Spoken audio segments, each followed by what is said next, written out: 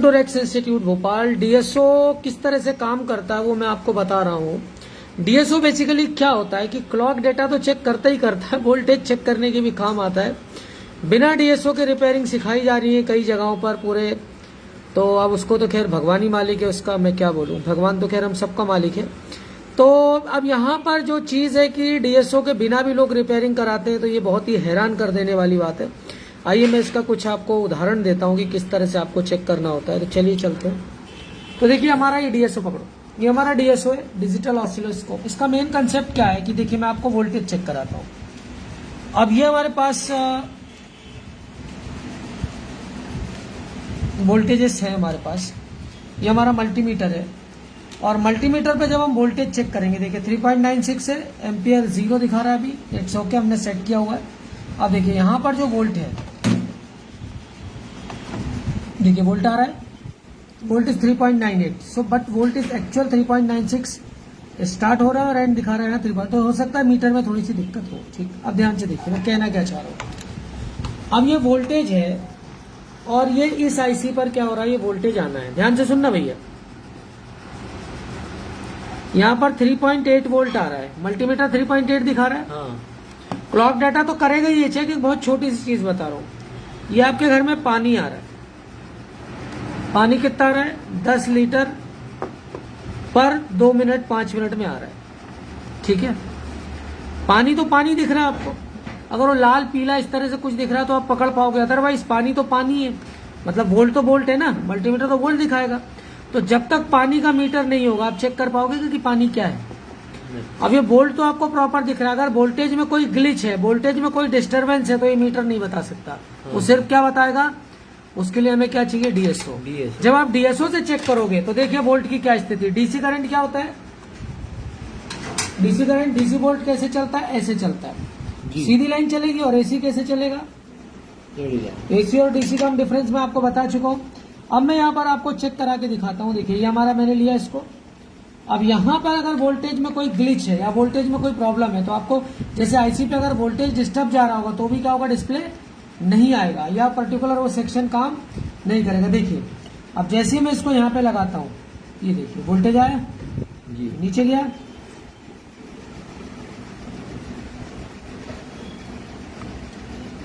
देखिए ये हो गई सीधी लाइन। Yes sir. अब अगर ये डीसी वोल्टेज बिल्कुल सीधा है, दिख रहा है आपको, देखो इधर सीधा दिख रहा है बिल्कुल। अब अगर ये ऐसा दिखाए, अगर हम किसी आईसी पर चेक कर रहे हैं और ये डीसी ऐसा दिखाने लगे, तो वोल्टेज क्या है, वोल्टेज में दिक्कत है। लेकिन मल्टीमीटर क्या नहीं दिखाएगा, ये डिस्टर्बेंस नहीं दिखाएगा, वो सिर्फ आपको कितना दिखाएगा, 3.8 वोल्ट। वो अभी भी दिखा भी रहा होगा, देखिए आप कितना दिखाएगा, सिर्फ 3.8 लगा इसमें। उसको इससे मतलब नहीं कि क्या कहानी, वो 3.8 आपको देखिए दिखा रहा वहां पे। Yes sir. ठीक है, लेकिन अगर डिस्टरबेंस है तो वो कहाँ दिखाएगा आपको, इसमें जरूर दिखा देगा। इसमें अगर कोई डिस्टरबेंस है तो वो आपको यहाँ पर क्या हो जाएगी, जरूर दिखेगी। ये देखिए बिल्कुल सीधा है, बिल्कुल सीधा है। अगर डिस्टरबेंस होगी तो इस तरह से कुछ क्या होने लगेगा, ग्लिच आ जाएगा।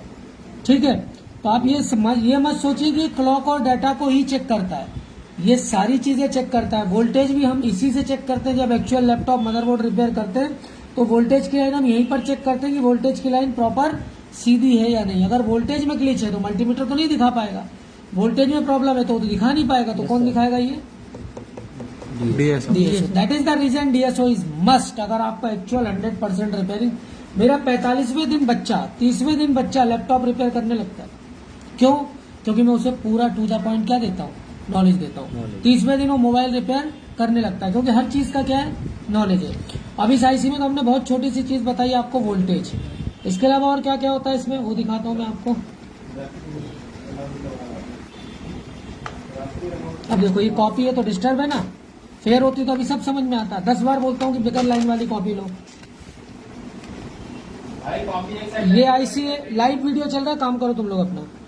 अब यहाँ पर कितना चाहिए, 3.3 वोल्ट चाहिए जी जी।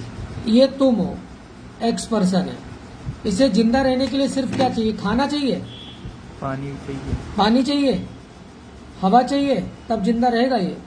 उसी तरह से आईसी को सिर्फ बोल्ट नहीं चाहिए, उसको क्लॉक भी चाहिए, उसको डेटा भी चाहिए, तब जाकर वो क्या करेगी, काम करेगी। डेटा किस लिए, डेटा एक दूसरे से जो आना जाना हो रहा है, चीजों का क्या चल रहा है काम, उसके लिए। क्लॉक पल्सेस किस लिए, ताकि टाइम को क्या कर सके, सिंक्रोनाइज कर सके, सब एक दूसरे का टाइम प्रॉपर हो सके। तो क्लॉक का बहुत सारा यूज है। तो ये तीनों चीज, बोल्ट तो आपको मल्टीमीटर दिखा देगा सड़ा हुआ काम, लेकिन वोल्टेज भी सही है कि नहीं कौन बताएगा, डीएसओ। क्लॉक डाटा कौन बताएगा, डीएसओ। ये सिर्फ क्या दिखाता रहेगा, वोल्ट ही दिखाता रहेगा। क्लियर हो गई कहानी। तो ये है डिजिटल ऑसिलोस्कोप। हैरान हूं मैं, लोग लोग एडमिशन भी लेते हैं, पढ़ते भी हैं, पूरा कोर्स भी कर लेते हैं, लेकिन कोई मतलब नहीं है और 100% रिपेयरिंग कभी नहीं हो पाती। कारण समझ में आ गया।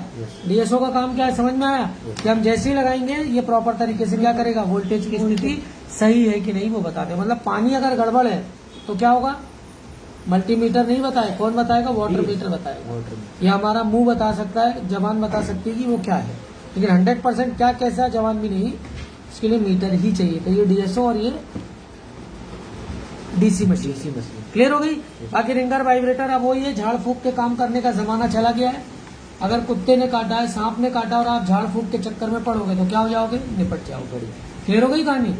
अब 10 में 100 में से 10 ही कुत्ते में रेबीज होता है, तो 90 लोग झड़वा फुकवा के क्या हो जाते हैं, सोचते हैं हम बच गए, पर ऐसा एक्चुअल में हकीकत जाओगे तो 10 ही कुत्ते में तो क्या था, रेबीज था। और जो रेबीज वाला उसको झाड़ने फूकने से कुछ नहीं होगा, उसको तो इंजेक्शन ही लगेगा। प्लस रेबीज के जो कीटाणु हैं, जीवाणु हैं, वो कब जाएंगे, कई बार तो क्या होता है 40 साल तक क्या होता है वहीं अटका रहता है, 40 साल बाद ब्रेन में जाता है, तब दिखता है। तो हो सकता है 50 साल में काटा तो 90 साल के पहले ही आदमी क्या हो गया, मर गया, तो उसे पता ही नहीं चला। तो ये झाड़ फूक वो चीज है। तुक्का लगाना एक अलग चीज होती है रिपेयरिंग में, और एग्जैक्टली चीजें पता होना एक अलग चीज है। तो ये हमारा डीएसओ और डीसी माइक्रोस्कोप, इन सब के साथ में पूरा प्रॉपर तरीके से काम कराता हूँ। लैपटॉप में आइए, अगर आपको कोई 4 महीने कह रहा है, 30वें दिन आप लैपटॉप रिपेयर करने लगेंगे, गारंटी लेता हूँ। मेरे कितने स्टूडेंट्स हैं सबकी लिस्ट दूंगा, ग्रुप में डालूंगा, 30वें 35वें दिन वो रिपेयर करना आपको हमने उन्हें सिखाया, और आज तक 10-15 लैपटॉप रोज रिपेयर कर रहे हैं। Thanks for the watching.